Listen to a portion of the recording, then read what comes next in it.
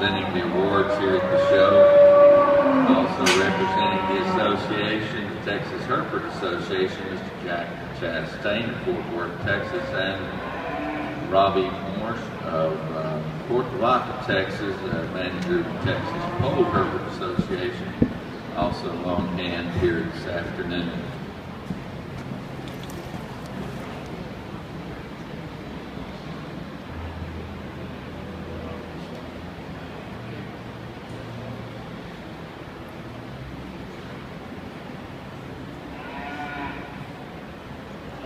We've got a really nice class of January and February Hereford heifers, and the female that wins this class I think does so quite easily.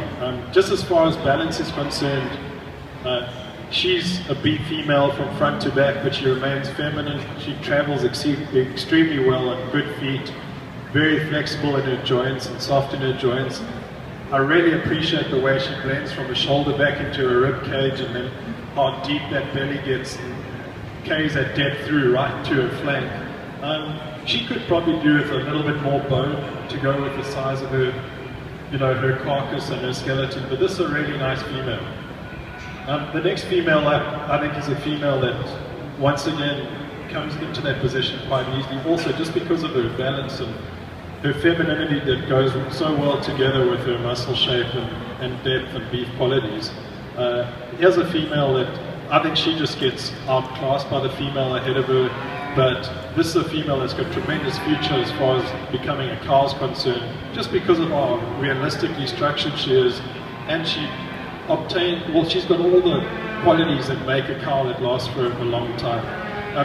The third female in the class, I think, in this class, she still balances out pretty well, and she's moderate framed, which I appreciate as well, but she's also got some rib shape and some middle. If we could straighten out her legs a bit, especially when she moves away from the back, and give her a little bit more balance from back to front, she could have played with the two ahead of her, but this is a really nice female, and once again a great cow prospect.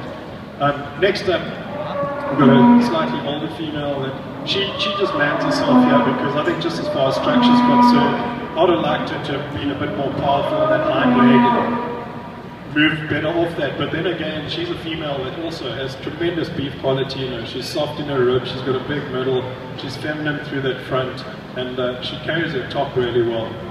Next up, we've got a female that's going to be by far the largest female in this class, and I believe that you can get really good big cattle and you can get really good small cattle. She is going to be really big, and to go with that, I'd like to soften her rib cage and give her a little bit more middle and sweetness, but she's a powerful female. She's really sound for her frame. She gets around easily, and we've got to appreciate that about her. There's a lot of power in that female. And then rounding off the class, we've got two females that just structurally and from a balance standpoint just don't come together as nicely as the females ahead of them. But these are females that I believe are still functional, they're still efficient, they can go out there and get the job done. Once again, a really strong class of perfect females, and congratulations to the exhibitors. Thank you, Mr. Butler, for the overview in the class. We'll be moving into our junior division championship. Winning the blue ribbon in this class, first place went to 1571, Dustin Burkhalter, KGB Cattle Company, Belleville, Texas, owner and exhibitor. Second went to 1573, a 7S Farms entry out of Lafayette, Louisiana, owned by Lane Johnson. Third in the class to 1572, Dustin Burkhalter. Owner is KGB Cattle Company, Belleville, Texas. Fourth in the class went to 1577, T&H Old Herefords, Tyree Hill of Dry Creek, Louisiana, the owner. Fifth in the class to 1570, Donna Dobbs, owner and exhibitor of Troop, Texas. Sixth to 1575, Dave Moore of Longstreet Farms, Richards, Texas. And seventh, also a Dave Moore entry, number 1574. Congratulations to these exhibitors. Here in the Shorthorn show, we have a nice pair that wins this class and will also be the junior champion Shorthorn female. We'll leave her out in a minute. already has a calf that's 30 days old, so she calved at 23 months and just has a beautiful bag. This cow is really nice from the hooks to the from the hooks forward, very feminine, very refined, stands on good feet and legs.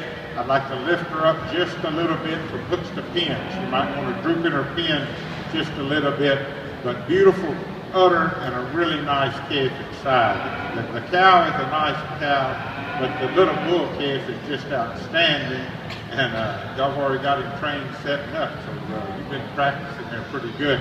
But that'll be also the junior champion female. The reserve junior champion female, and this is a closer placing between these two heifers.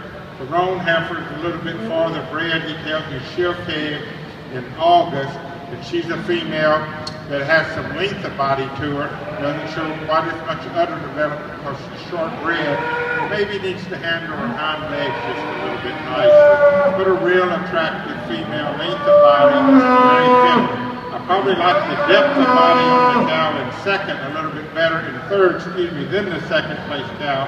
But she's not as nice off her hind legs. She wants to be a little bit softer on her pasture. And she's a female. The gentleman tells me they just bred her here very, very recently, and she doesn't have as much udder development from that. But a nice female also. A lot of length on her, very strong and level down the top line. A lot of quality. But I help her more when she gets bred and pulls that udder down. All right, your junior champion goes to entry number 1947, owned and exhibited by Tori Zimmer of Dayton, Texas. Your reserve junior